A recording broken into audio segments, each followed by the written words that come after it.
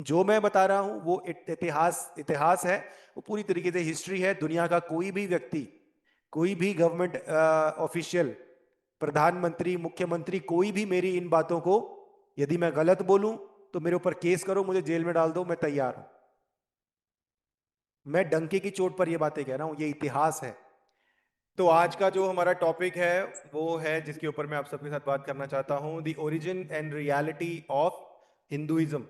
The origin and reality of Hinduism, या दूसरा इसका एक और टाइटल हो सकता है, the true history of India, यानी भारत का सच्चा और सही इतिहास। ये आज का टॉपिक है। हमारे देश का इतिहास क्या रहा है, इस देश में क्या कुछ घटनाएं घटी। जब हम बोलते हैं इस देश का इतिहास, तो ज्यादातर लोगों के जहन में ये आता होगा, भाई यहाँ पर कभी राम राज था, यहाँ पर कभी कृष्ण राज था, यहाँ पर कभी द्वापर युग था, कभी त्रेता युग था। इस तरीके की बातें आपके जहन में आती होंगी। आपने ये सुना है, आपको ये बताया गया है कि इस देश में जो है बहुत सारे समय समय पर अवतार आए, कभी राम, कभी कृष्ण, कभी कोई, कभी परशुराम, कभी ये। लेकिन वास्तव में ये इस देश का इतिहास नहीं है।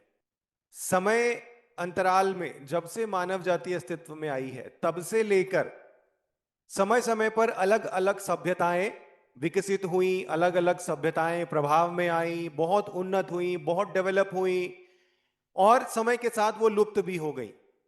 ठीक है। फॉर एग्जाम्पल, बाइबल में एक बहुत ही शक्तिशाली राजा का नाम आता है, या फिर साम्राज्य का नाम आता है, जिसको हम बेबीलोन के नाम से जानते हैं। ठीक है। और कुछ राजाओं के और भी मैं आपको नाम याद कराता हूं, आपको याद आएंगे। फारस का राजा कुसरू, बेबीलोन, और नेबुकदनेस्सर, सिकंदर महान, अशोक, सम्राट अशोक, चंद्रगुप्त मौर्य, समुद्रगुप्त।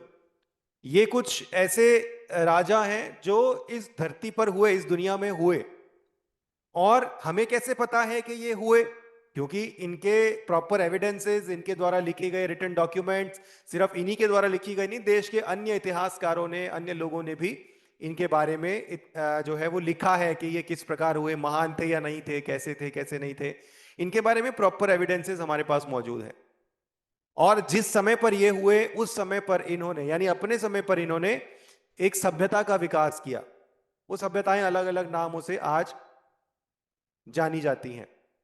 इन्होंने खान पीन के तरीके, आम लोगों के रहने के तरीके, उनके रहने के घर, उनकी सुविधाएं, व्यवस्थाएं, मार्केट, बाजार, उनके बाजारों में किस तरह की चीजें बिकती थी, उनके बर्तन किस तरीके के होते थे, उनकी पूजा पद्धति क्या थी, वो हथियार किस तरीके के इस्तेमाल करते थे, क्या वो खाना आग में जला के पकाते थे या उबाल के पकाते थे, उनके घर कितनी मंजिला इमारत के होते थे, एक मंजिला या दो मंजिला।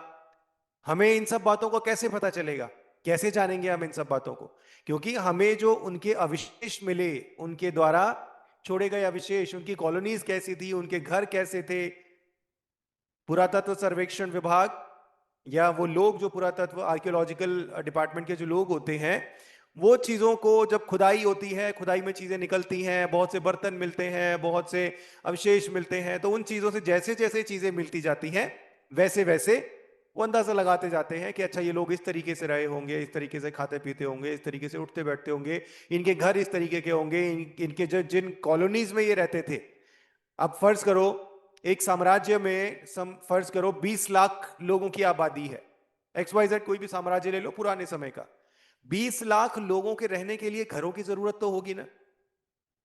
20 लाख लोगों के खाना बनाने के लिए चूल्हे की जरूरत भी होगी, लकड़ियों की जरूरत भी होगी, उनके नहाने धोने के लिए और रोजमर्रा के कामों के लिए बाथरूम की जरूरत होगी, टॉयलेट की जरूरत होगी। अब 20 लाख लोग अगर उठेंगे, बैठेंगे, खाएंगे, पिएंगे, नहाएंगे, धोएंगे, तो उनके बच्चे, बड़े बुजुर्ग, सब उनके उनके उनके जो घर हैं, घरों से निकलने वाली गंदगी भी तो उसको भी तो ठिकाने लगाना है। सिर्फ खाने पीने का थोड़ी होता है, ये सारी चीजें भी तो हैं। अगर कोई साम्राज्य बहुत बड़ा विकसित हो गया और कोई राजा बहुत महान हो गया, तो वो राजा महान कहलाया क्यों? क्या सिर्फ इसलिए कि वो बस दुनिया को जीतते चला गया, एक साम्राज्य जीता, दूसरा राज्य जीता, तीसरा राज्य जीता? जो जीता है उसको संभालना भी तो है। अब एक राजा एक तरफ से राज्य पे राज्य जीतता चला गया, दूसरी तरफ से उसकी प्रजा उससे खुश नहीं थी, तो दूसरी तरफ से प्रजा बागी होती चली गई। वहां से वो जीतता जा रहा है, प्रजा प्रजा को खुश रख नहीं रहा, तो यहां से जो है वो एक प्रजा बागी हो रही है, बागी होने की वजह से एक राज्य उसके हाथ से निकल गया, फिर दूसरा राज्य हाथ से निकल गया। तो इस तरीके से उसके जीतने का फायदा क्या? पूरी दुनिया को कैसे जीत सकता है वो, अगर वो अपनी प्रजा को खुशी नहीं रखेगा।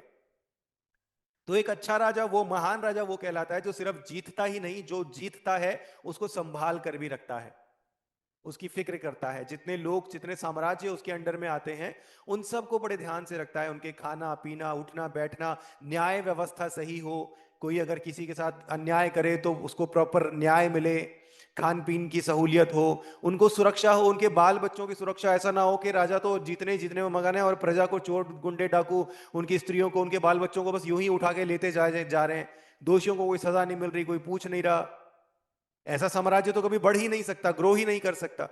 तो अगर कोई राजा महान हुआ, कोई राजा बहुत ज्यादा विकसित हुआ, उसका साम्राज्य उसकी सभ्यता बहुत विकसित हुई, वो इसलिए क्योंकि उस राजा ने सिर्फ जीतने ही जीतने पर नहीं, अपने साम्राज्य के विस्तार पर ही नहीं, बल्कि लोगों के रहन सहन, उनका उठना बैठना, उनका खाना पीना, न्याय व्यवस्था, हर एक चीज को प्रॉपर तरीके से ध्यान रखा, इसलिए वो बढ़ता चला गया, ग्रो करता चला गया।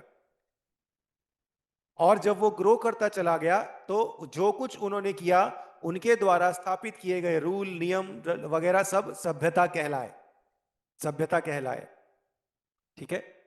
ऐसी ही एक सभ्यता हमारे देश में भी विकसित हुई। जो कुछ मैं अब आपसे बताने जा रहा हूं ये प्योर हिस्टोरिकल बातें हैं, इसमें कोई कल्पना नहीं है, इसमें कोई भी मनगढ़ंत बातें नहीं है, पुराणों वेदों में लिखी हुई बातें नहीं है, ये हिस्टोरिकल बातें हैं, हिस्टोरिकल डिस्कशन है, कोई भी इसको क्रॉस चेक कर सकता है।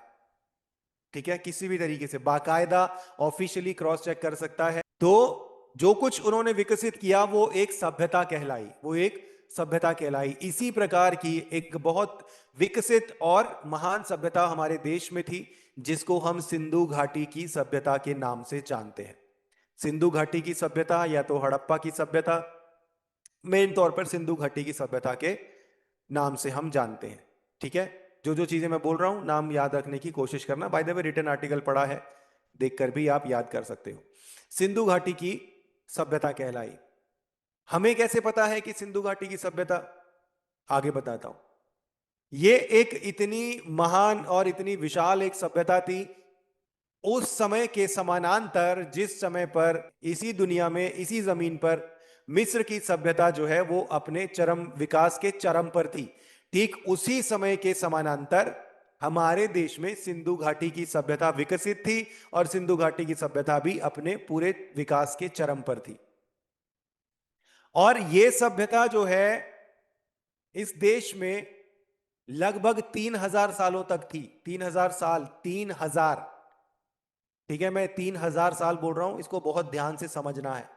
मैं 1 साल नहीं बोल रहा, 2 साल नहीं बोल रहा, 3 साल नहीं बोल रहा, 100 साल नहीं बोल रहा, 500 साल नहीं बोल रहा, 800 साल नहीं बोल रहा, 3000 साल बोल रहा हूं। लगभग 3000 सालों तक इस ही जमीन पर यह सभ्यता विकसित हुई, फली फूली। और इस सभ्यता का विस्तार कहां तक था, कहां से कहां तक? मुख्यतः इस सभ्यता का विस्तार था पाकिस्तान अफगानिस्तान के इलाके से लेकर हमारे देश में पूरा पंजाब हरियाणा ये सब कवर करते हुए। आज का पंजाब हरियाणा, उस समय पर ये कुछ नहीं था, उस समय पर सिर्फ जमीन थी। ये पूरा कवर करते हुए महाराष्ट्र और साउथ तक, या दूसरे शब्दों में लगभग पूरे देश में, पाकिस्तान अफगानिस्तान से लेकर पूरे देश में यह सभ्यता फैली हुई थी और विकसित थी। और इस सभ्यता का जो समय है वो रहा लगभग 3000 साल। लगभग 3000 सालों तक यह सभ्यता इस देश पर रही और फली फूली। अब जाहिर सी बात है, अगर इतनी महान सभ्यता थी, ठीक है, इतने महान लोग थे, सभ्यता को अगर थोड़ी देर के लिए साइड भी रख दो तो भी इस बात को समझना है कि सभ्यता का नाम नहीं देते, चलो इसको आपको बेहतर समझ में आए उसके लिए इसको कुछ और नाम देते हैं, कि ऐसा लोगों का रहन सहन ऐसा था कि वो सब इस बात पर एक ही मन थे। एक मन होने का मतलब उनका रहन सहन, उनका उठना बैठना ऑल इन ऑल लगभग एक जैसा था। लेकिन इसमें एक बड़ी खास बात थी। वो खास बात क्या थी? के वैज्ञानिकों या आर्कियोलॉजिकल जो साइंटिस्ट हैं, उन लोगों ने जब इनके बारे में खोजबीन करी तो ये इनके बर्तन वगैरह, इनका कॉलोनाइजेशन, इनका रहन सहन जो है वो बहुत उन्नत पाया गया, बहुत ही उन्नत पाया गया। यानी कि ये लोग कोई ऐसे नहीं थे, जंगली किस्म के लोग नहीं थे भाई, भाई तीर मार के, धनुष मार के, आग पत्थरों से आग जला के खा रहे हैं, ऐसा नहीं है। ये लोग बहुत ही वेल इक्विप्ड लोग थे, जो छोटी छोटी आसान मशीनों का इस्तेमाल करते थे अपने दिन भर के रोजमर्रा के कामों को करने के लिए। मशीनें आज वाली मशीनें नहीं, उस समय की के हिसाब से भी। जैसे कि अगर उन्हें जो है कुएं से पानी निकालना है तो वो रस्सी खींचकर पानी नहीं निकालते थे। वो लोग कुएं के ऊपर एक चक्री नुमा चक्री नुमा एक बड़ा पहिया बांधते थे और उसमें छोटी छोटी बाल्टियां बांध देते।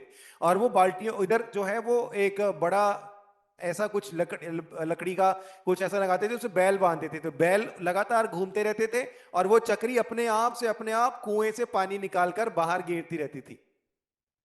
और इस तरीके से कुएं से पानी निकलता रहता था, उनका जो पानी की जरूरत जो है वो पूरी होती रहती थी। उन्होंने विकसित किस्म के रथ बनाए थे अपने ट्रैवल के लिए। रथों के पहिए जो हैं वो मिले हैं, उससे समझ में आता है कि विकसित किस्म के रथ थे उनके पास।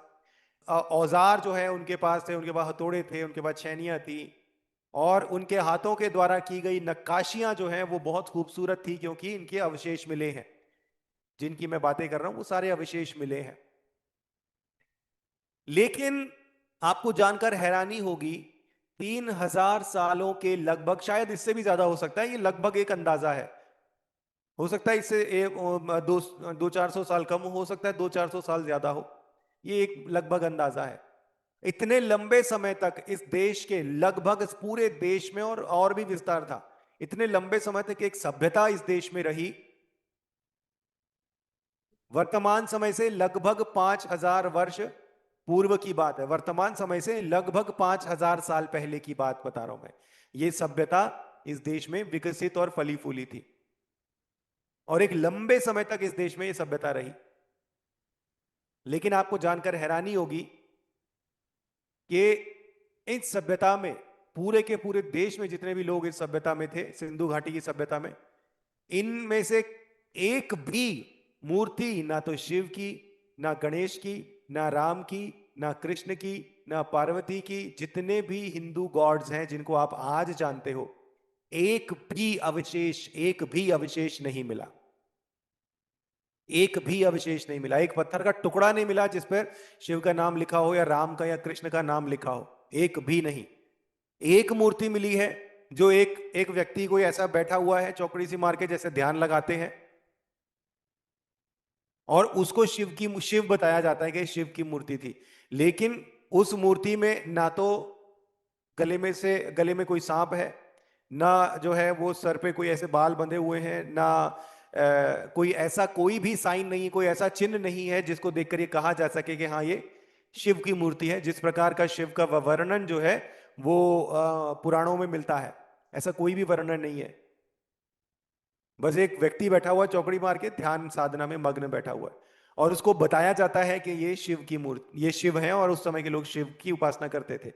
लेकिन एविडेंसेस के बिना तो हम कुछ भी नहीं मान सकते ना, जब तक स्पष्ट सबूत ना हो हम तो नहीं कह सकते। चाहे तुम्हें मानना है तो तुम मानो, लेकिन हमें तो भैया स्पष्ट सबूत मिलेगा, हम तो तभी मानेंगे। कोई भी इतने लंबे समय तक इस देश में एक सभ्यता विकसित रही, लेकिन किसी भी हिंदू गॉड की वो उपासना नहीं करते थे। किसी भी हिंदू गॉड की मूर्ति, उनकी पूजा पद्धति में कोई भी हिंदू गॉड, उसका वर्णन कहीं पर लिखा हो कि भाई राम की पूजा करते थे, दिए जलाते थे, दिवाली मनाते थे, कृष्ण को मानते थे, कोई भी ऐसा वर्णन नहीं मिला। क्या यह हैरानी की बात नहीं है?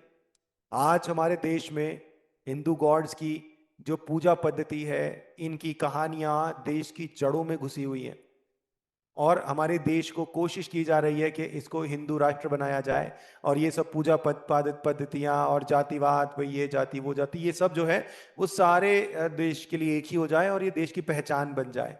लेकिन ये सभ्यता, ये पूजा पद्धति, ये गॉड्स कभी इस देश में थे ही नहीं, इस देश में थे ही नहीं। और जैसा कि मैंने शुरू में बताया कि सभ्यताएं आती जाती रहती है, उनका उदय होता है, फिर विकसित होती हैं, फिर उनका विलय हो जाता है, फिर कोई और सभ्यता आती है।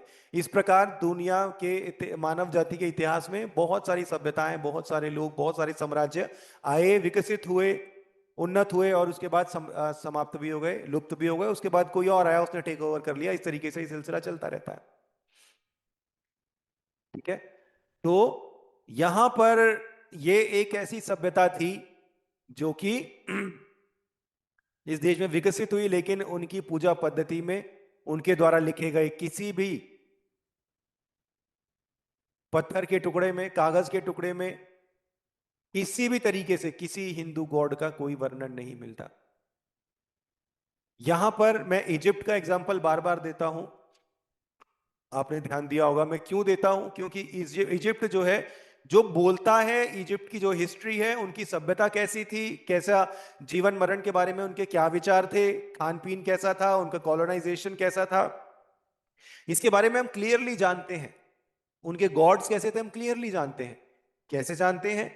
अवशेष मिले हैं, पत्थरों के ऊपर नक्काशी की गई है, और जो लिपि, जो भाषा का वो इस्तेमाल करते थे, इजिप्शियन लैंग्वेज जो उस वक्त के लोगों की थी, वो आज पढ़ी जा चुकी है।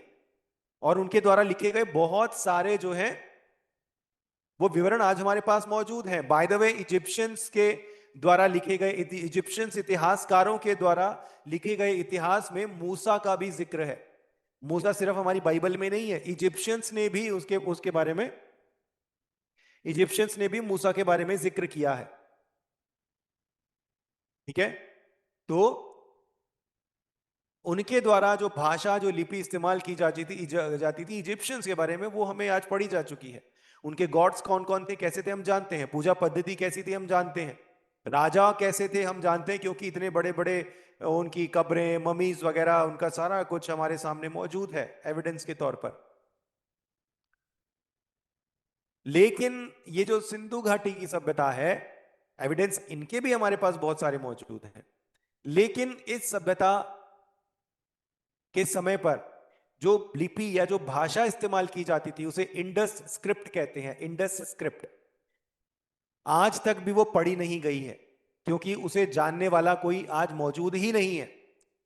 ऐसा कोई व्यक्ति जो उसको पढ़ सकता हो, कोई मौजूद ही नहीं है, कोई है ही नहीं, तो वो आज तक भी पढ़ी नहीं गई। जितना कुछ मिला भी है एविडेंसेस, सबूत वगैरह मिले भी हैं, तो उसे पढ़ने वाला कोई नहीं है। तो वो क्या लिखा है किसी को नहीं पता। क्या यह हैरानी की बात नहीं है कि इस देश में इतनी महान सभ्यता हुई, विकसित हुई, इतना कुछ इस देश में रहा, लेकिन उनके द्वारा बोली जाने वाली लिपि जो है वो आज तक भी हम नहीं जानते। और इससे भी हैरानी वाली बात यह है कि वो संस्कृत नहीं थी। वो संस्कृत नहीं थी, जैसा कि आपको आज तक सुना होगा आपने कि संस्कृत सभी भाषाओं की जननी है, सभी भाषाएं उसी में से निकली हैं। लेकिन इस देश में संस्कृत कभी बोली ही नहीं जाती थी। अगर संस्कृत इस देश की जड़ों में बसी हुई होती तो सिंधु घाटी की सभ्यता में जो है वो संस्कृत के लिखे हुए पार्चमेंट्स, अभिलेख मिलते, जगह जगह पत्थरों पर संस्कृत लिखी हुई मिलती, और इस बात के क्लियर एविडेंसेस मिलते कि संस्कृत जो है वो पढ़ी और सुनी सिखाई जाती थी। लेकिन ऐसा कोई भी एविडेंस मौजूद नहीं है। कितनी हैरानी की बात है। यहां पर मैं एक बार आप सबका ध्यान लेकर जाना चाहता हूं आज के गॉड सिस्टम, खासतौर पर हमारे देश के सिस्टम की तरफ, ईश्वरवाद की तरफ। कितना विशाल पैमाने पर इस देश में कितने बड़े बड़े मंदिर हैं, उन मंदिरों में कितना ही चंदा आता है, लोगों की आस्था, कितने ही लोग जगह जगह दर्शन करने जाते हैं, बसें भर भर के जाते हैं। कोई अमरनाथ जा रहा है, कोई वैष्णो देवी जा रहा है, कोई राम मंदिर जा रहा है, कोई कहीं गणेश चतुर्थी मनाई जा रही है, गणेश विसर्जन हो रहा है, कहीं दुर्गा पूजा हो रही है, कहीं काली पूजा हो रही है। पूरे देश में अरबों खरबों संपत्ति इस सारे के सारे सिस्टम के ऊपर खर्च किया जाता है। लोगों की कितनी आस्था है। हर साल दिवाली, दशहरे में कितना खर्चा, कितना तामझाम इस देश में होता है। क्यों होता है? क्योंकि लोगों की आस्था है कि जिस राम की हम उपासना कर रहे हैं वो राम लाखों साल पहले इस देश में, इस धरती पर मौजूद थे। रामराज कभी इस धरती पर, इस दुनिया में था, कृष्ण राज कभी था। यहां पर रावण भी हुए, यहां पर कंस भी हुए, यहां पर विभीषण भी हुए। कितना आप, और ये बाबा वगैरह जिनके पास लाखों की भीड़ जिनके पास बैठी रहती है, जो पर्चे लिखते हैं, जो कहानियां सुनाते हैं, कथाएं सुनाते हैं, कि, कितना कुछ होता है, कितना कुछ होता है, कितना तामझाम, कितना पैसा, कितनी आस्था, कितना समय। लेकिन इन भगवानों का, इन गॉड्स का कोई अस्तित्व ही नहीं है हमारे देश के इतिहास में। 3,000 सालों तक, 3,000 सालों से भी ज्यादा समय तक इस देश में इन भगवानों में से किसी भी भगवान को हमारे देश के लोग जानते तक नहीं थे, चर्चा तक नहीं थी, इतने लंबे समय तक। बाइबल में जितनी किताबें हैं उन्हें लिखे जाने में कितना समय लगा है? लगभग 1500 सालों का समय। 1500 सालों के दौरान किताबें लिखी गई, उनको जोड़ा गया, इकट्ठा किया गया, तब आज हमारे पास बाइबल पहुंची है। बाइबल कोई 1-2 साल में लिखी नहीं गई है, इसकी किताबें 1500 सालों तक या उससे भी ज्यादा समय के दौरान लिखी गई है। 40 अलग अलग लोगों ने लिखी है, अलग अलग संप्रदाय, अलग अलग वेशभूषा, अलग अलग जाति तबके से, एजुकेशन लेवल अलग अलग है, लेकिन वो सब जब किताबें लिखते हैं तो सब एक मन होते हैं। लेकिन यहां पर 3,000 सालों से भी ज्यादा समय तक इस देश में एक सभ्यता विकसित होती है, लेकिन वो कृष्ण को नहीं जानती, वो राम को नहीं जानती, वो शिव को नहीं जानती, वो गणेश को नहीं जानती, वो पार्वती को नहीं जानती, वो दुर्गा को नहीं जानती, वो काली को नहीं जानती। कितना बड़ा, एक देखा जाए तो कितना बड़ा धोखा है इस देश में रहने वाले लोगों के साथ, कितना बड़ा धोखा है, कितना बेवकूफ बना के रखा हुआ इस देश के लोगों को भगवान के नाम पर, ईश्वर के नाम पर। ऐसे ईश्वरों की पूजा उपासना कराई जाती है जिनका कोई अस्तित्व ही नहीं है, जिनको इस देश में रहने वाली सभ्यता नहीं जानती थी। और बोला जाता है कि वर्तमान समय से लगभग 5,000 वर्ष पूर्व इस देश में महाभारत का युद्ध घटा था, और उस युद्ध में 1 अरब के करीब, जितनी इस देश की आबादी भी नहीं है इस समय तक, 1 अरब के करीब लोग लड़े थे, जिसमें 50-60 लाख तो हाथी घोड़े ही थे। 5,000 वर्ष पूर्व इतना बड़ा युद्ध हुआ, लेकिन सिंधु घाटी की सभ्यता के लोग जो उसी समय पर, लगभग उसी समय पर इस देश में वास करते थे, इस देश में रहते थे, उनको खबर ही नहीं है, उनको पता ही नहीं है। कोई एक अवशेष नहीं मिल रहा, कोई एक पत्थर का टुकड़ा नहीं मिल रहा। परमाणु युद्ध, हथियारों के साथ युद्ध लड़े गए थे। आज बड़े गर्व के साथ कुछ लोग कहते हैं कि उस समय पर तो परमाणु हथियार भी इस्तेमाल किए गए थे। परमाणु हथियार तो आज खोजा गया, महाभारत में तो तब परमाणु हथियार इस्तेमाल कर लिया गया था। लेकिन उस समय पर इस देश में जो लोग रह रहे थे उनको कुछ खबर ही नहीं है, उन्हें पता ही नहीं है, कोई चर्चा नहीं, एक पत्थर का टुकड़ा नहीं, एक अक्षर नहीं लिखा हुआ। कितना बड़ा धोखा है इस देश में रहने वाले लोगों के साथ, उनकी आस्था के साथ कितना बड़ा खिलवाड़ है। आप ऐसे ऐसे ईश्वरों की उपासना करवा रहे हो जिनका कोई अस्तित्व ही नहीं था कभी इस देश में। ये इतिहास की बात है। सिंधु घाटी की सभ्यता इस देश में एक महान सभ्यता थी। ये मैं किस आधार पर कह रहा हूं, ये बात किस आधार पर कह रहा हूं? इतिहास के आधार पर, इतिहास के आधार पर यह बात कह रहा हूं। किसी भी बात को इतिहास या मिथिहास कैसे माना जाता है, कैसे समझा जाता है, यानी कि क्या वो इतिहास है या फिर वो मिथ्या कपोल कल्पनाएं हैं, कल्पनाओं पर आधारित है, मान्यताओं पर आधारित है, उनसे जुड़े हुए एविडेंसेस मिलने के आधार पर। हम कैसे जानते हैं कि जीसस क्राइस्ट इस दुनिया में आए थे? हम कैसे जानते हैं कि मूसा कभी इस धरती पर आया था? हम कैसे जानते हैं कि जीसस क्राइस्ट के समय पर हेरोदेस नाम का एक राजा था?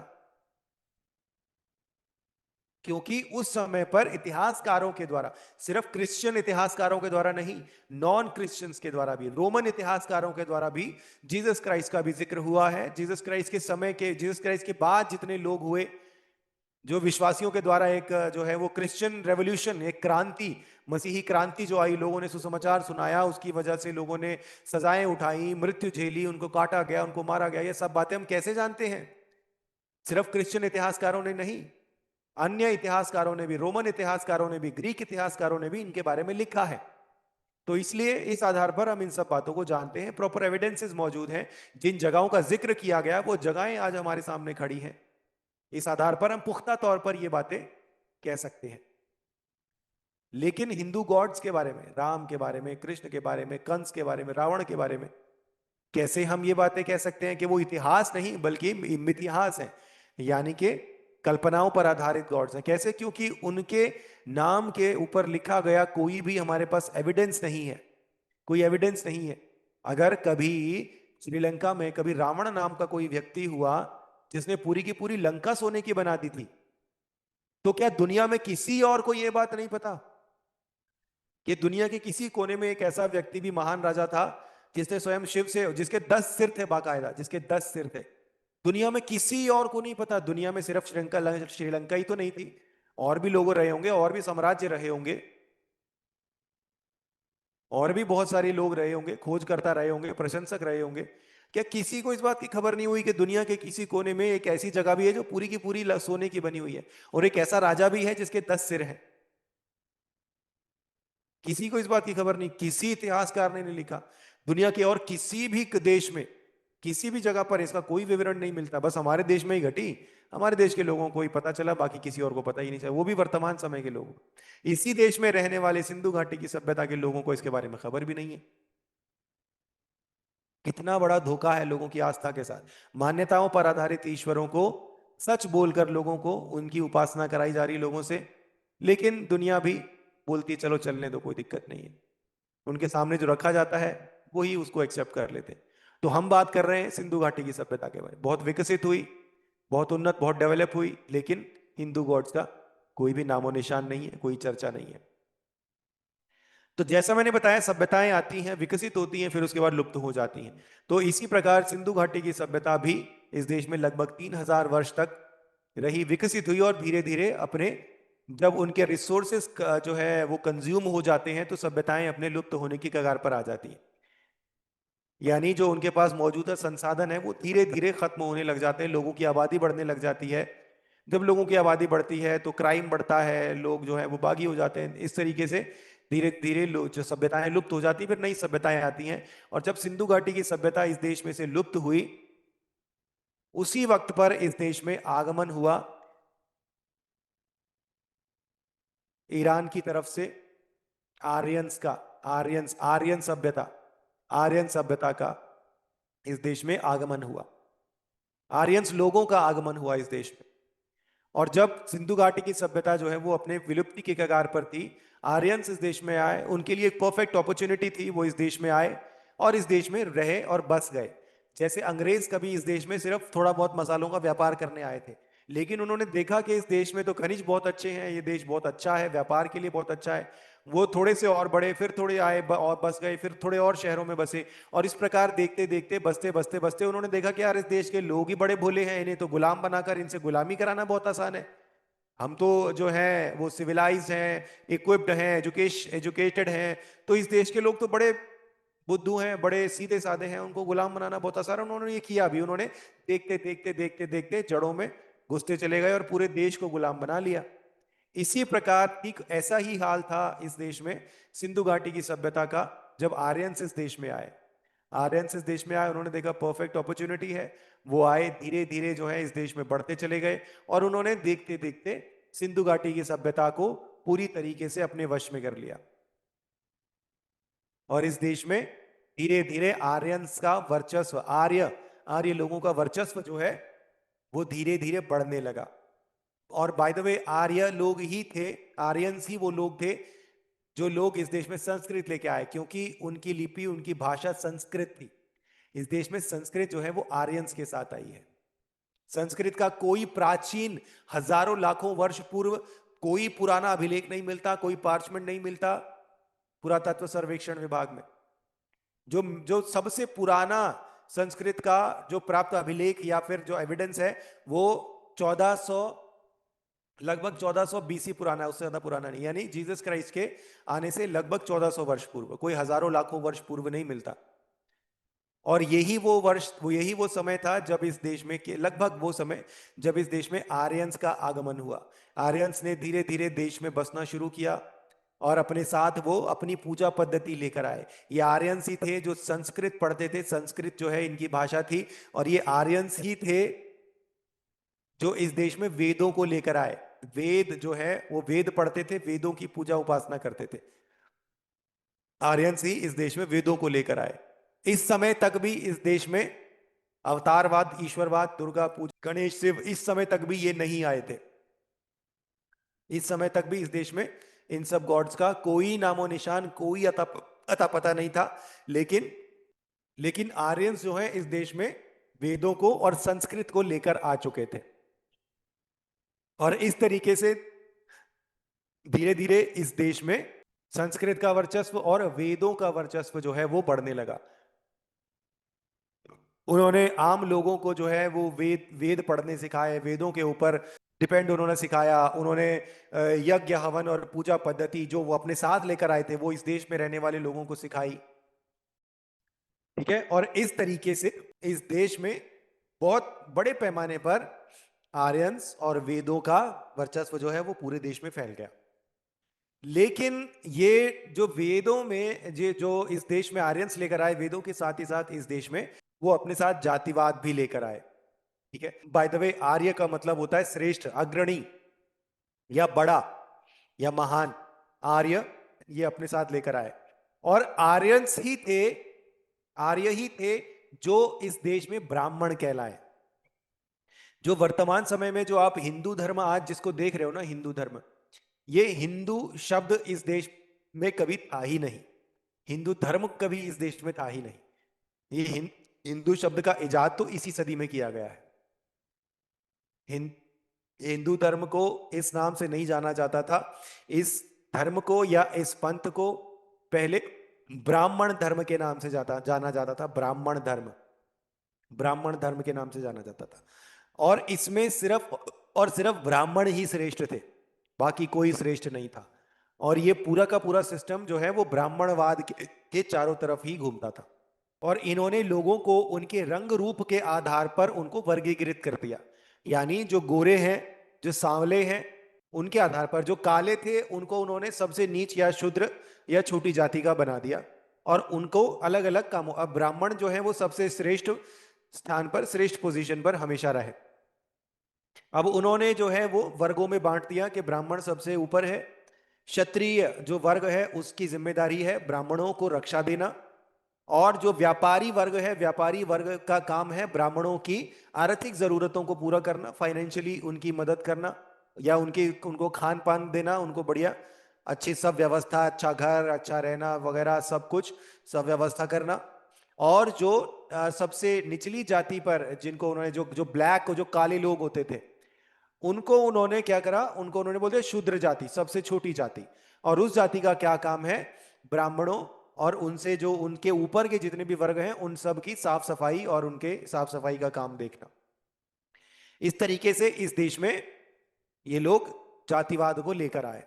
ठीक है, अब ये आर्यंस या ब्राह्मणवाद जो है, ब्राह्मण धर्म जो है वो इस देश में बढ़ने लगा, क्योंकि उनके लिए एक परफेक्ट सिचुएशन थी। इस देश में कोई और उनको चैलेंज करने के लिए था नहीं, कोई साम्राज्य चैलेंज करने के लिए नहीं था। लोगों के लिए जो है, जो पहले से एक सभ्यता लुप्त हो चुकी थी, उन्हें जरूरत थी कुछ ऐसे लोगों की, कुछ ऐसी सभ्यता की जो उन्हें नया रास्ता दिखाए।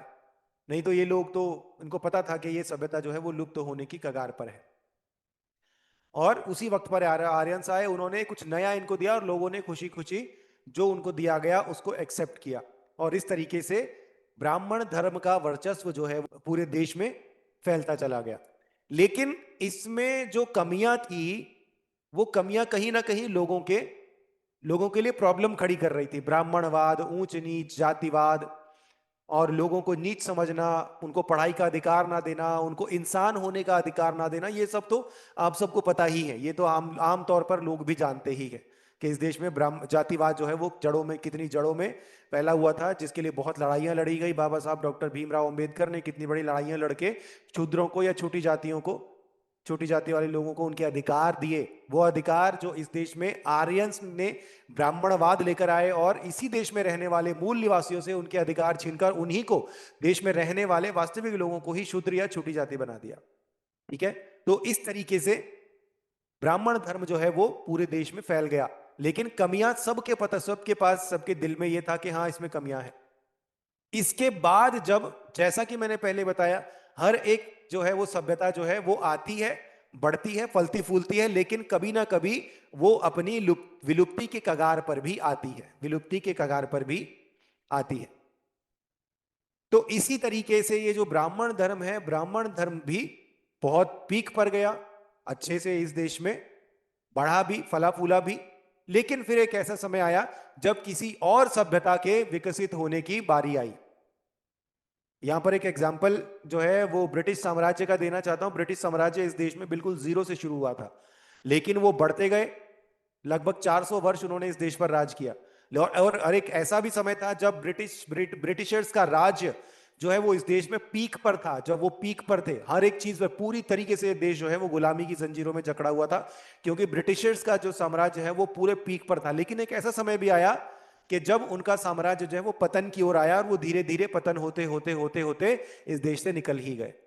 तो ऐसे ही ब्राह्मण धर्म भी आया इस देश में, पनपा, पीक पर गया, लेकिन फिर आया इस देश में चोल साम्राज्य या गुप्त साम्राज्य, या आसान भाषा में समझाऊं आपको तो बुद्धिज्म का जो है वो शुरुआत इस देश में हुई। बुद्धिज्म इस देश में आया, और बुद्धिज्म जो है वो बौद्ध सभ्यता, जिसको आसान शब्दों में आपको बताऊं, बौद्ध लोग जो है इस देश में आए और इस देश में धीरे धीरे बढ़ने पनपने लगे। अब ऑलरेडी इस देश में जो लोग हैं वो ऑलरेडी ब्राह्मणवाद से, जातिवाद से बहुत परेशान थे। उनके पास कोई चॉइस तो थी नहीं, ठीक है, जो उनके पास दिया जा रहा था। बाय द वे, आर्यंस जो है वो गोरे लोग होते थे, गोरे लोग एकदम गोरे चिट्टे थे। और इस देश में रहने वाले लोग जो हैं वो ज्यादातर आबादी गोरे नहीं थे, या तो सांवले थे, या तो भूरे थे, या तो काले थे।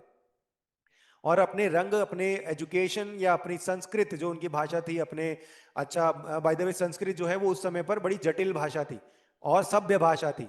बोलने, एक दूसरे का सम्मान करना, ये उनकी सभ्यता में शामिल था। और इस देश में जो लोग थे उनकी सभ्यता अलग थी, अलग तरीके से उठते बैठते चलते फिरते थे, ठीक है। तो आर्यंस को ये इस वजह से जो है वो गोरा रंग होना और अच्छी विकसित होना, उसकी वजह से मदद मिली और वो इस देश में फलते फूलते चले गए। लेकिन जब वो अपने पीक पर थे, इस देश में ब्राह्मणवाद जो है, जातिवाद पूरे जड़ों में घुस चुका था।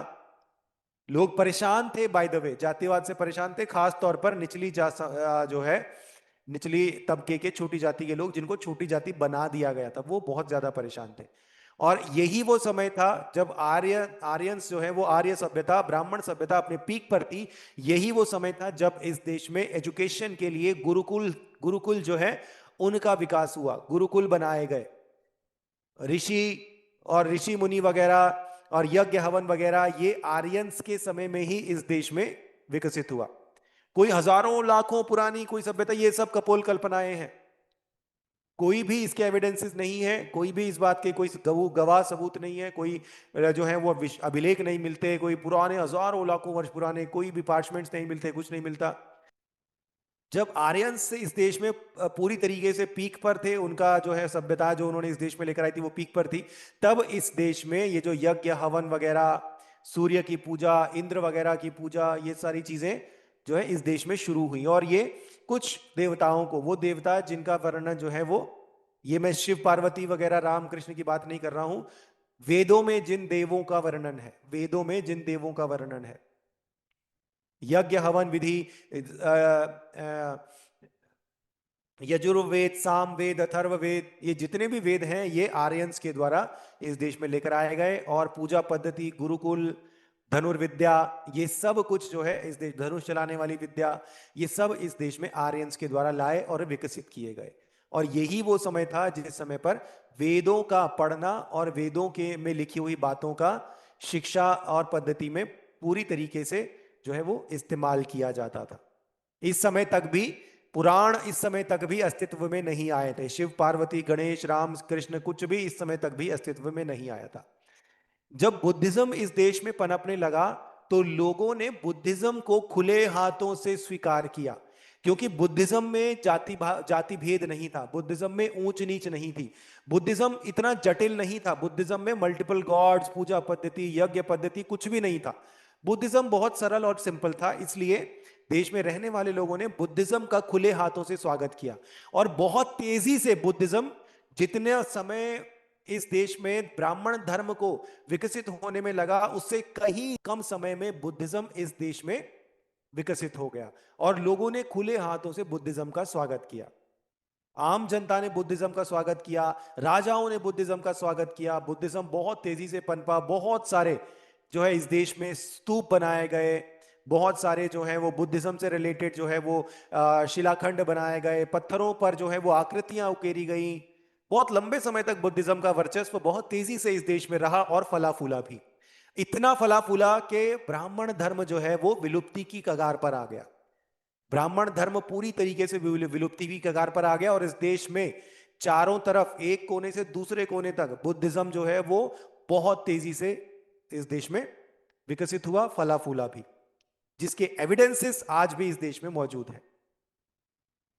जो बाय द वे जो जो आज आपको जगह जगह शिवलिंग बताए जाते हैं ना, जिनको शिवलिंग बताकर शिवलिंग खोजा गया, वो शिवलिंग नहीं है, वो बौद्ध स्तूप हैं। वो बौद्ध स्तूप को आज जो है वो शिवलिंग बनाकर प्रचारित किया जाता है, लेकिन वो बौद्ध स्तूप है। और जगह जगह पे जो विष्णु की मूर्तियां और ये सब बताई जाती है, वो विष्णु नहीं, दरअसल वो बुद्ध की मूर्तियां हैं। इस बड़े इतने बड़े लेवल पर बुद्धिज्म इस देश में पनपा और विकसित हुआ। लेकिन जब ब्राह्मणवादियों ने जब देखा कि बुद्धिज्म इतनी तेजी से फैल रहा है, तो जो जो ये अपना वेद है, वेदों में अपने धर्म अपने पंथ को बचाने के लिए हिंसा करना जो है वो पूरी तरीके से वाजिब बताया गया है। तो बुद्धिज्म को दबाने के लिए, बुद्धिज्म को कुचलने के लिए ब्राह्मणवादियों ने हिंसा का सहारा लिया बौद्धों के अगेंस्ट। बौद्ध जो कि अहिंसावादी थे, जो अहिंसावादी थे, शांतिवादी थे, वो शांति में यकीन रखते थे, हथियार नहीं चलाते थे, हथियार नहीं उठाते थे, बिल्कुल सीधे साधे लोग थे। ब्राह्मणवादियों ने हिंसा का जो है वो प्रयोग किया बौद्धों को दबाने के लिए, इतने बड़े पैमाने पर किया कि वो कत्लेआम, बौद्धों का कत्लेआम जो है वो करना शुरू कर दिया। जो बुद्ध भिक्षु होते थे, भिक्षुओं को ढूंढ ढूंढ कर पकड़ पकड़ कर मारना, उनकी हत्या करना जो है वो आर्यंस ने शुरू कर दिया। इतने बड़े लेवल पर जो है वो कत्लेआम किया गया कि उन्होंने बुद्धिज्म के विकास को लगभग लगभग रोक ही दिया और सीमित कर दिया बुद्धिज्म के विकास को। बड़े जो है वो पैमाने पर देश के मुख्य मुख्य हिस्सों से बुद्धिज्म को पूरी तरीके से रोक दिया, क्योंकि बुद्धिस्ट जो है वो हथियार के, हिंसा के बदले हिंसा नहीं करते थे, वो हिंसा के बदले शांति का प्रचार करते थे, मानते भी इसी में थे और चलते भी इसी में थे। तो जब सामने वाला आपको हथियार से काटने के लिए फिर रहा है और आप बदले में हथियार नहीं उठा रहे, तो फिर तो आप रुकोगे ही, आपको रोका ही जाएगा, आपको सीमित ही किया जाएगा। तो इस तरीके से बुद्धिज्म के बढ़ते हुए प्रचार प्रसार को हिंसा की सहायता से ब्राह्मणवादियों ने, ब्राह्मण धर्मवादियों ने रोक दिया पूरी तरीके से। और यही जो आज आप देखते हो ना, जो बताया जाता है कि भाई असुर इस देश में थे, इतने असुर थे, और जो है वो देवताओं ने, राम ने, परशुराम ने असुरों को मारा, वो असुर कोई नहीं थे इस देश में, ऐसा कोई इतिहास नहीं मिलता। असुरों का कोई भी जो है वो कहीं पर कोई पार्चमेंट, कोई अभिलेख, कोई पत्थर पे लिखी हुई कोई घटना, कोई ऐसा कुछ भी नहीं मिलता उस समय का। वास्तव में जिनको असुर बताया गया वो असुर कोई और नहीं, वो असुर बौद्ध और बौद्ध भिक्षु ही थे, जिनको, जिनकी हत्या की गई, जिनका कत्लेआम किया गया ब्राह्मणवादियों के द्वारा, वो असुर असल में बौद्ध भिक्षु ही थे। तो पूरी तरीके से जो है बौद्ध धर्म के प्रचार प्रसार को हिंसा के द्वारा रोक दिया गया, और इस कदर रोक दिया गया, मंदिर, उनके स्तूप तबाह किए गए, बौद्ध मंदिर जो है वो तबाह किए गए, कत्लेआम किया गया बौद्धों का। और उसके बाद जब ब्राह्मणवादियों ने जब ये देखा कि अब जो वेदों का जो मौजूदगी है, वेदों की मौजूदगी अब काफी नहीं है, क्योंकि लोग जो है वो सिर्फ वेदों से पर्याप्त, वेद पर्याप्त नहीं है, हमें कुछ और चाहिए। तब उन्होंने क्या करा, ब्राह्मणवादियों ने तब क्या करा, अन्य सभ्यताओं से ईश्वरों को इंपोर्ट करना शुरू कर दिया। अन्य सभ्यताओं से ईश्वरों की कहानियां बनानी शुरू कर दी, ईश्वरों की कहानियां बनानी शुरू कर दी, अन्य सभ्यताओं से ईश्वरों को लेकर आए। अगर आप इजिप्शियन माइथोलॉजी पढ़ोगे, इजिप्शियंस के गॉड्स को देखोगे, तो बहुत सारे हिंदू गॉड्स आपको सिमिलर मिलेंगे, सेम टू सेम मिलेंगे, सिर्फ उनका ना, उनकी वेशभूषा अलग है और उनकी कहानियां थोड़े बहुत फर्क है, otherwise all in all same ही है। फॉर एग्जाम्पल शिव जो है वो एक इजिप्शियन गॉड, रा है शायद उसका नाम, RA, ये है। ब्रह्मा एक इजिप्शियन गॉड से हूबहू मेल खाते हैं, कृष्ण हूबहू मेल खाते हैं, और जो बताया गया है अर्धनारीश्वर, आधा आधा पार्वती आधा शिव, वो एक इजिप्शियन गॉड से हूबहू मेल खाते हैं। और वरुण जो है वो हूबहू मेल खाते हैं। बहुत सारे हिंदू गॉड्स जो हैं वो इजिप्शियन माइथोलॉजी के गॉड से हूबहू मेल खाते हैं। तो क्यों मेल खाते हैं, किस लिए मेल खाते हैं? इजिप्शियन गॉड्स तो, जिसको प्राचीन इजिप्ट कहा जाता है, वो वर्तमान समय से, जीसस क्राइस्ट के जन्म से लगभग 3000 वर्ष पूर्व इजिप्शियन सभ्यता जो है वो अस्तित्व में थी। और उनकी जिन गॉड्स की वो वर्शिप करते थे, उनके 3000 BC, 3000 बिफोर क्राइस्ट, उनके अभिलेख, उनके पत्थर वगैरह जिन पे उनकी ईश्वरों की आकृतियां उकेरी गई हैं, वो हमें मिलते हुए, और क्लियरली कह सकते हैं कि 3000 BC तक भी, जीसस क्राइस्ट के जन्म के 3000 वर्ष पूर्व तक भी उनके ईश्वरों की उपासना की जाती थी। लेकिन क्या हिंदू गॉड्स की इतनी पुरानी मूर्तियां मिलती हैं? नहीं, एक भी अवशेष नहीं, एक भी एविडेंस नहीं मिलता जो यह साबित करे कि हिंदू गॉड्स इस देश में 3000 BC तक पूजा किए जाते थे। एक भी एविडेंस नहीं मिलता। राम जो है, राम कभी इस देश में हुए ही नहीं। ये बात मैं डंके की चोट पर कह रहा हूं, राम इस देश में नहीं हुए। राम का जन्म वास्तव में, राम एक राजा थे, कोई गॉड नहीं थे। राम एक राजा थे जो इस देश में नहीं बल्कि थाईलैंड में पैदा हुए थे। थाईलैंड में राम पैदा हुए थे। थाईलैंड में ही उनका जो बताया जाता है भाई, एक राक्षस जो है, एक राक्षस, 10 सिरों वाले एक राक्षस ने उनकी पत्नी का अपहरण कर लिया था, वो ले गए थे। फिर राम ने चढ़ाई करी और उसके बाद जो है वो इस तरीके से लड़ाइयां लड़ी, और लड़ाइयां लड़के अपनी पत्नी को छुड़ा कर लेकर आए। ये पूरी कहानी थाईलैंड में बाकायदा रामायण, जिसको रामकीयन के नाम से जाना जाता है, थाईलैंड से राम इंपोर्ट किए गए इस देश में और इस देशवासियों पर थोपे गए। और बताया क्या गया कि त्रेता युग था कोई 8 लाख 12 लाख वर्ष पूर्व। अगर ठीक है, अगर हम तुम्हारी बात मानते हैं कि अगर त्रेता युग 12 लाख वर्ष पूर्व था, तो वो सिंधु घाटी की सभ्यता में जितने लोग थे, वो लोग राम की उपासना क्यों नहीं करते थे? वो दिए क्यों नहीं जलाते थे? वो दिवाली क्यों नहीं मनाते थे? वो दशहरा क्यों नहीं मनाते थे? क्यों नहीं उस सभ्यता के समय पर 10 सिरों वाले किसी राक्षस की मूर्ति मिली? क्यों नहीं राम की मूर्ति मिली जो धनुष पकड़े हुए खड़े हुए हैं? क्यों नहीं लक्ष्मण और सीता की मूर्तियां मिली उस समय पर? क्यों नहीं कृष्ण की मूर्तियां मिली जो उंगली पर पर्वत लिए खड़े हैं, जो आज प्रचलित है? एक भी ऐसा विशेष नहीं मिलता, एक भी ऐसा विशेष नहीं मिलता। 12 लाख वर्ष की पूर्व की बात की जा रही है, और आप 2000 BC के भी एक भी एविडेंस नहीं दे सकते हो। इतने पुराने अवशेष कोई भी नहीं है। तो ब्राह्मणवादियों ने बुद्धिज्म के वर्चस्व को खत्म करने के लिए अपनी जो माइथोलॉजी है उसको और भी ज्यादा कॉम्प्लेक्स करना शुरू कर दिया। अन्य सभ्यताओं से सुनी सुनाई बातों से गॉड्स इंपोर्ट किए गए, उनमें और कहानियां जोड़ी गई। फिर और कुछ गॉड्स इंपोर्ट किए गए, कुछ राजाओं को ही ईश्वर बना दिया गया। पुष्यमित्र शुंग एक राजा हुआ करता था। उस राजा ने बहुत सारे बहुत सारे बौद्ध भिक्षुओं का कत्लेआम किया, बहुत सारे बौद्ध भिक्षुओं का कत्लेआम किया इस देश में। और उसी पुष्यमित्र शुंग को राम बोलकर प्रचारित किया गया, और जिनका कत्लेआम किया गया उनको बोला गया कि वो असुर हैं। इसी तरीके से अलग अलग राजाओं के साथ कहानियां जोड़कर उनको हिंदू गॉड्स बनाया गया, और फेक एविडेंसेस क्रिएट किए गए इस देश में, फेक एविडेंसेस क्रिएट किए गए। जो श्रीलंका आज बताई जाती है, श्रीलंका में इतना बड़ा एक राजा हुआ, पूरी की पूरी श्रीलंका बनाई, लेकिन एविडेंस के नाम पर क्या है? एविडेंस के नाम पर जीरो, कुछ भी नहीं है। और जो वो रास्ता है जिसको श्रीलंका को जो भारत से जोड़ता है, उसको बोलते हैं, वही वो पुल है जो पुल राम ने बनाया था वानरों की सेना के साथ। और जो विवरण बताया गया है, वो पुल करीब 100 किलोमीटर चौड़ा पुल बनाया गया था, 100 किलोमीटर चौड़ा पुल। लेकिन आज कितना है?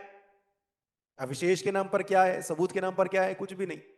आप सोचकर देखिए, यदि राम इतने ही महान राजा थे, यदि हनुमान इतने ही शक्तिशाली, ज्ञान निधि बल बुद्धि विद के जो है वो धनी थे, और इतने ही महान थे कि पूरा पर्वत जो है वो उठाकर लेकर आ सकते थे, इतने शक्तिशाली थे कि सूर्य को निगल सकते थे, तो क्या हनुमान के लिए क्या ये काम मुश्किल था कि वो राम की एक ऐसी मूर्ति बनाते इसी देश में, या श्रीलंका में जो उन्होंने बाकायदा जीता, वहां पर एक ऐसी मूर्ति बनाते राम की कि पूरी दुनिया के लिए अजूबा अजूबा बन जाती, और पूरी दुनिया का मुंह बंद हो जाता कि देखो वाकई में 12 लाख वर्ष पूर्व जो है इस देश में राम थे।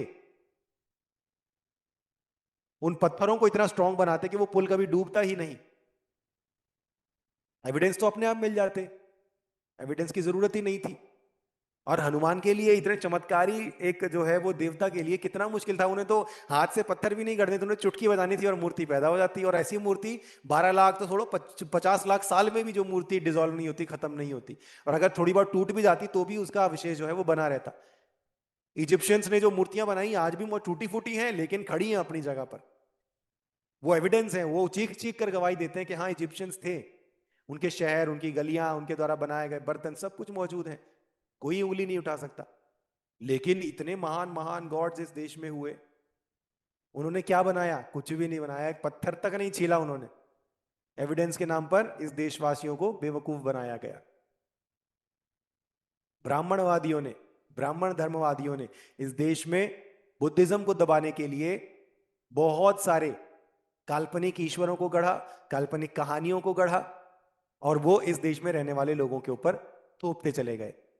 और इसी दौरान ब्राह्मणवादियों के द्वारा, इसी दौरान, इस समय पर ये पुराणों की रचना की गई, ईश्वरों की कहानियों की रचना की गई। और धीरे धीरे धीरे धीरे इस तरीके से ये काल्पनिक धर्म जो है, जो वर्तमान स्वरूप आज आप देख रहे हो, ये वर्तमान स्वरूप इस तरीके से इस धर्म ने धारण किया। और हिंदू इसका नाम क्यों पड़ा? फारसियों या फारसी आक्रमणकारियों के द्वारा जब इस देश में आक्रमण किए गए तो उस समय की भाषा में, उनकी भाषा में सात शब्द था ही नहीं। सिंधु घाटी सभ्यता, सिंधु के जो है वो इर्द गिर्द रहने वाले लोगों के लिए सा शब्द, उनकी लिपि में सा नहीं था, तो वो सा को हा पढ़ते थे, सा को हा। तो उन्होंने सिंधु की जगह हिंदू बोला। हिंदू कौन है? वो जो हिंदू वो है। तो इस तरीके से हिंदू पड़ा, नदी के नाम पर, सभ्यता के नाम पर हिंदू नाम पड़ा। और इस तरीके से समय के साथ इस धर्म का नाम जो है वो हिंदू नाम पड़ा। और आप इस बात, अब कुछ चीजें जो हैं, ये तो है इस धर्म का कैसे इस देश में विकास हुआ, कैसे इस देश में हिंदू धर्म अस्तित्व में आया, कैसे काल्पनिक ईश्वर जो है इस देश में रहने वाले लोगों के ऊपर थोपे गए और आज भी थोपे जाते हैं। अभी मैंने एक रील बनाकर डाली जिसमें मैंने ये चर्चा करी है कि कृष्ण की द्वारका नगरी जो कहते हैं कि डूब गई, उस नगरी को देखने के लिए बाकायदा प्रधानमंत्री भी स्कूबा डाइविंग करके गए।